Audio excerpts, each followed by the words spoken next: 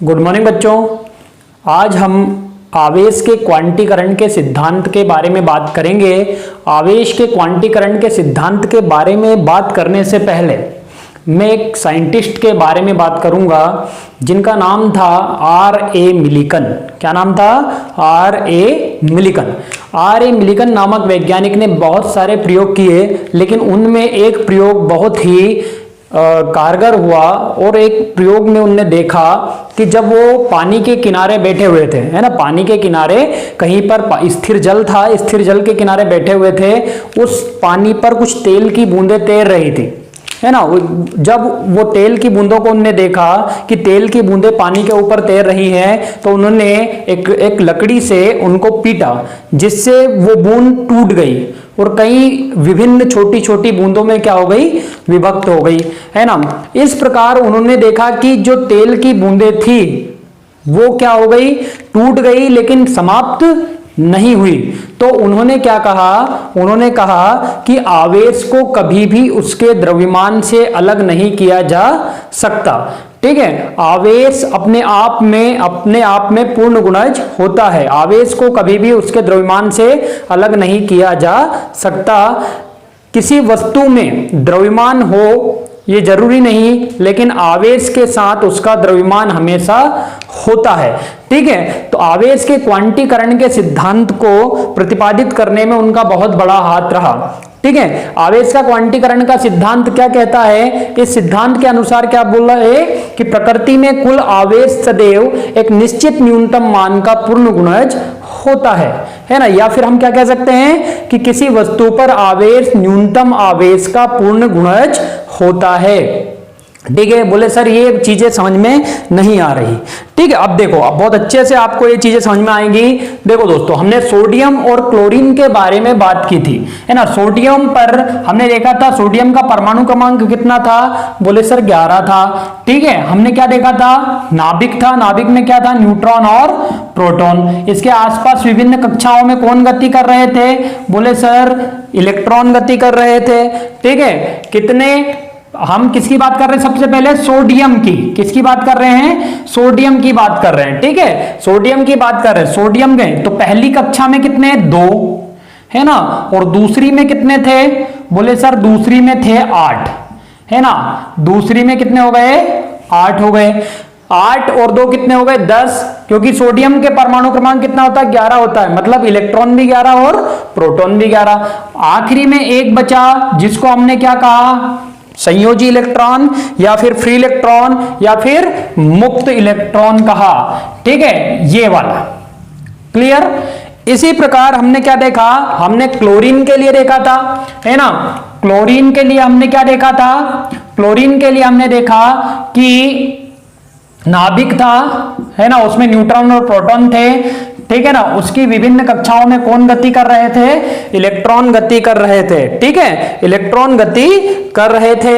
अब इसमें कैसे डिवाइड किया था? क्लोरीन का परमाणु क्रमांक कितना होता? बोले सर 17, है ना। इसका कितना था? 11 और इसका कितना है? 17। ठीक है ना, इसको कैसे डिवाइड किया था? पहली कक्षा में 2, है ना। दूसरी में कितने? बोले सर 8 हो गए। ठीक है, दूसरी कक्षा में कितने हो गए? 8 हो गए। अब बचे कितने? 7। वो 7 कहां रहेंगे? बाहरी कक्षा में रहेंगे। ठीक है ना, बाहरी कक्षा में 7 हो गए। क्लियर?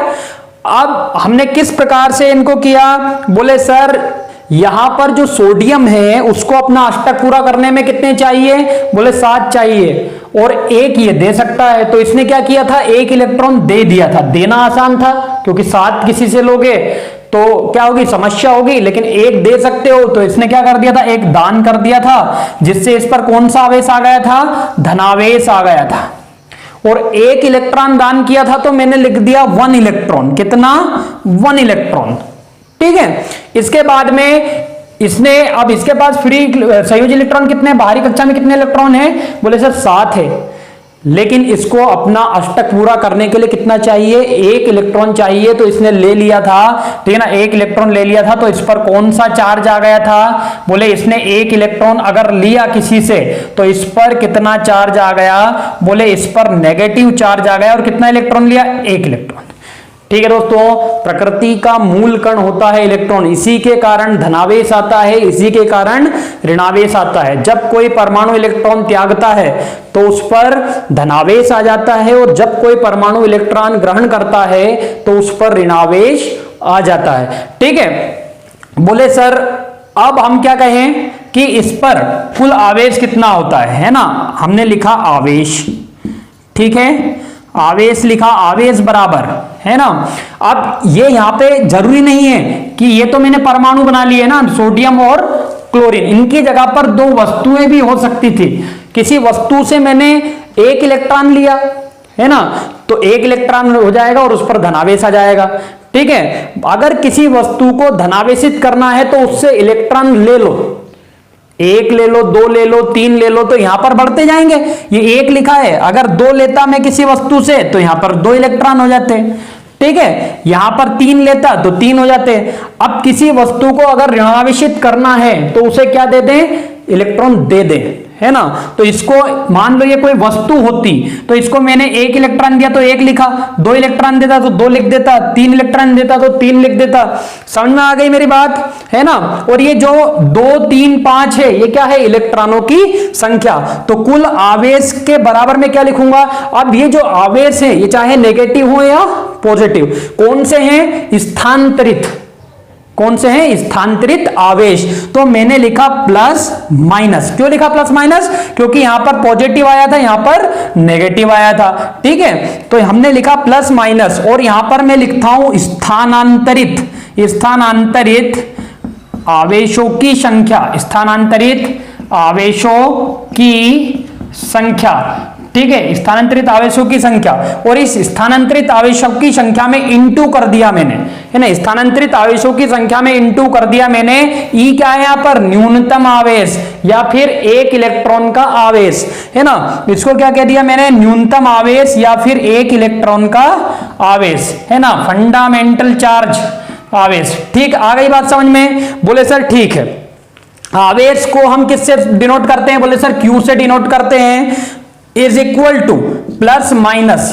स्थानांतरित आवेशों की संख्या को किससे डिनोट किया मैंने भाई, 2 3 4 5 6 इतने भी हो सकते थे। तो मैंने बोल दिया सर आप तो एक काम करो, एन लिख दो, मुझे नहीं पता आप वस्तु को एक इलेक्ट्रॉन दे रहे हो, दो इलेक्ट्रॉन ले रहे हो, क्या कर रहे हो, तो मैंने लिख दिया एन। ठीक है, तो यहां पर क्या आ गया, यहां पर आ गया एन इंटू ई। ठीक है, इसको डायरेक्ट क्या लिख दिया मैंने, एन ई। बस यही है क्वांटीकरण का सिद्धांत। समझ में आ गई बात। क्यू क्या है, आवेश, ठीक है ना। प्लस माइनस क्यों आए, क्योंकि स्थानांतरित आवेश लेने में भी और देने में भी आवेश का क्या होगा, स्थानांतरण, इसलिए मैंने इसको क्या कहा, स्थानांतरित आवेश। तो एन क्या है, इलेक्ट्रॉनों की संख्या, ई क्या है, न्यूनतम आवेश या फिर एक इलेक्ट्रॉन का आवेश। और आप अच्छी तरह जानते हैं कि इलेक्ट्रॉन पर जो आवेश, न्यूनतम जो आवेश होता है वो क्या होता है, 1.6 इंटू 10⁻⁻19 कूलम। ठीक है ना, ये न्यूनतम आवेश होता है। ठीक है, आगे बात समझ में। जहां पर ये n जो है, n के बराबर में क्या हो सकता है, 1 2 3 से लेके इंफिनिटी। ठीक है, मतलब इसका कहने का मतलब यह है भैया कि आप अगर किसी वस्तु को इलेक्ट्रॉन दोगे या लोगे तो 1 दोगे, 2 दोगे, 3 दोगे, 4 दोगे, कभी भी आधा अधूरा इलेक्ट्रॉन नहीं दे सकते, नहीं ले सकते। ठीक है, पता चले कि यहां पर लिख दिया 1/2, यहां पर 1/2 आधा अधूरा इलेक्ट्रॉन आप दे नहीं सकते। किसी भी वस्तु पर इलेक्ट्रॉन जो होता है, कुल आवेश उसके आवेश का या इलेक्ट्रॉन के आवेश का पूर्ण गुणज होता है, या तो 1 रहेगा, 2 रहेगा, 3 रहेगा, 4 रहेगा। आ गई बात समझ में। यही कहता है आपका क्वांटीकरण का सिद्धांत। क्लियर। अब सुनो मेरी बात, अब मैं एक चीज यहां पर आपको समझा रहा हूं, मान लीजिए, है ना, ये समझ में आ गई, है ना, ये वाली चीज आपको लिखना है एग्जाम में, ये वाली चीज लिखना है 12th वाले। ये समझाने के लिए बताया मैंने किस तरीके से, इसने जो जो कहा है वो मैंने यहां पर समझाया है। 12th में इस प्रकार से आपको लिखना है, आवेश का क्वांटीकरण का सिद्धांत, डेफिनेशन, ये यहां पर क्या क्या चीजें हैं, इससे रिलेटेड न्यूमेरिकल बनते हैं जो कि हम अभी करेंगे। लेकिन इससे पहले हम एक चीज देखेंगे कि भैया अगर मान लो इलेक्ट्रॉन इसने दिया है है ना, सोडियम ने इलेक्ट्रॉन दिया था, तो इलेक्ट्रॉन के पास अपना द्रव्यमान होता है। कुछ चीजें हम द्रव्यमान से रिलेटेड करेंगे कि जब इसने इलेक्ट्रॉन दिया तो इसके द्रव्यमान पर क्या प्रभाव पड़ा, और इसने इलेक्ट्रॉन लिया तो इसके द्रव्यमान पर क्या प्रभाव पड़ा। ठीक है, ये चीज आप नोट डाउन कर लेना। इसके बाद हम बात करते हैं इनके द्रव्यमान में परिवर्तन की।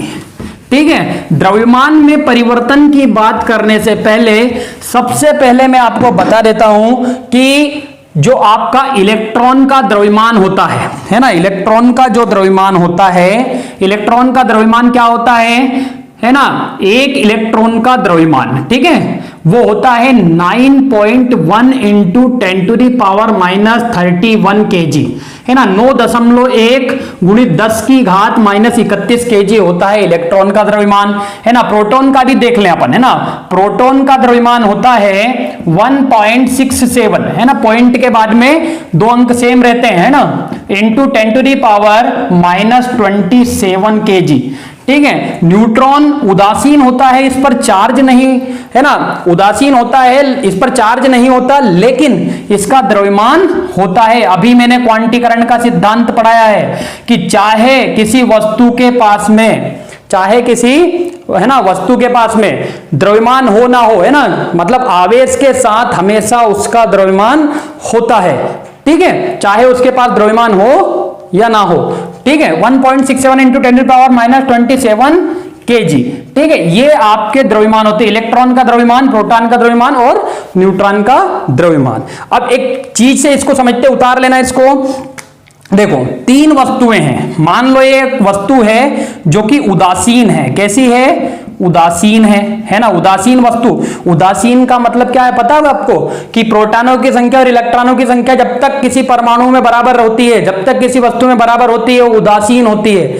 जब तक चार्ज या इलेक्ट्रॉन का स्थानांतरण नहीं होता, उस पर चार्ज नहीं है आता, ना ही नेगेटिव ना ही पॉजिटिव, तो ऐसी वस्तु को हम क्या कहते हैं? उदासीन कहते हैं। मान लीजिए इसका द्रव्यमान m है, ठीक है, एक वस्तु है, ठीक है, मान लो इसी वस्तु को मैंने एक चार्ज दे दिया, एक चार्ज मैंने दिया इस वस्तु को, तो इस वस्तु को मैंने यहां भी बना लिया है। इस वस्तु को जब मैंने चार्ज दिया, ठीक है, तो इसका द्रव्यमान हो गया m1। ठीक है, इसको मैंने मान लीजिए एक इलेक्ट्रॉन दिया, क्या दे दिया? एक इलेक्ट्रॉन इसको दे दिया मैंने। एक इलेक्ट्रॉन जब इसको मैंने दिया तो इसके पास, कहने का मतलब क्या है कि इतना द्रव्यमान आ गया, 9.1 इंटू 10⁻31 kg द्रव्यमान किसके पास आ गया? इस वस्तु के पास आ गया, और इसके पास चार्ज आ गया नेगेटिव, ऋणात्मक चार्ज, है ना, इस पर चार्ज आ गया ऋणात्मक, और इसके द्रव्यमान में एक नगण्य बढ़ोतरी हो गई। ठीक है, अब एक वस्तु और ली मैंने, जिससे क्या किया, है ना, जिससे मैंने इलेक्ट्रॉन इससे, इस उदासीन वस्तु को इलेक्ट्रॉन दे दिया तो क्या हुआ? इस पर पॉजिटिव चार्ज आ गया। मान लीजिए इसका द्रव्यमान हो जाएगा m3, है ना, इसको m1 मान लो, इसको m2 मान लो, इसको m3 मान लो। अब मैं ये पूछ रहा हूं कि किसका द्रव्यमान ज्यादा है? ठीक है, ये तो उदासीन थी, इस पर कोई फर्क नहीं पड़ा, ठीक है, लेकिन जिसने लिया है वो ऋणावेशी हो गई, और उस पर कितना बढ़ गया? बोले सर 9.1 इंटू 10⁻31 kg इस पर बढ़ गया, तो इसमें कितना हो गया इसके पास में? तो बोले सर सबसे ज्यादा द्रव्यमान होगा m2 का। किसका द्रव्यमान होगा? m2 का। इसके बाद ये धनावेशी थे, मतलब इसने इलेक्ट्रॉन त्यागा है, इसने इलेक्ट्रॉन दिया है, तो मतलब इसके पास से कितना चला गया? बोले 9.1 इंटू 10⁻31 kg इसके पास से चला गया। अब चला गया तो इसके पास कमी हो गई, है ना, लेकिन जो वस्तु m1 उदासीन है, इसके पास से ना तो कोई कमी हुई ना बढ़ोतरी हुई, तो सबसे ज्यादा किसके पास? m2 के पास, फिर किसके पास? m1 के पास, और फिर किसका द्रव्यमान? m3 का द्रव्यमान। क्लियर? बहुत ही इंपॉर्टेंट कॉन्सेप्ट है ये, है ना। क्या है बोलते हैं इसको हम? द्रव्यमान में परिवर्तन। ठीक है, द्रव्यमान में परिवर्तन, तो क्या लिखेंगे हम? द्रव्यमान में परिवर्तन को डेल m, परिवर्तन को डेल m से शो करते हैं। डेल m, इसमें क्या हुआ? n इंटू, है ना, me, ये आपका कॉन्सेप्ट बन जाता है द्रव्यमान में परिवर्तन निकालने का। अब n क्या है, आपने इसको एक इलेक्ट्रॉन दिया था, 2 3 4 5, मतलब n है इलेक्ट्रॉनों की संख्या, और me क्या है, मास ऑफ इलेक्ट्रॉन। इस फंडे से आप क्या निकाल सकते हैं, परिवर्तन निकाल सकते हैं द्रव्यमान में। ठीक है, द्रव्यमान में परिवर्तन। n क्या है यहां पर, इलेक्ट्रॉनों की संख्या, डेल n क्या है, द्रव्यमान में परिवर्तन, और me क्या है, मास ऑफ इलेक्ट्रॉन, है ना, इलेक्ट्रॉन का द्रव्यमान। मतलब इलेक्ट्रॉन का द्रव्यमान मतलब ये पुट करोगे ये चीज यहां पर, और यहां पर संख्या पुट करोगे, और जिससे आपका क्या निकल जाएगा, द्रव्यमान में परिवर्तन आपका निकल जाएगा। क्लियर, ठीक है।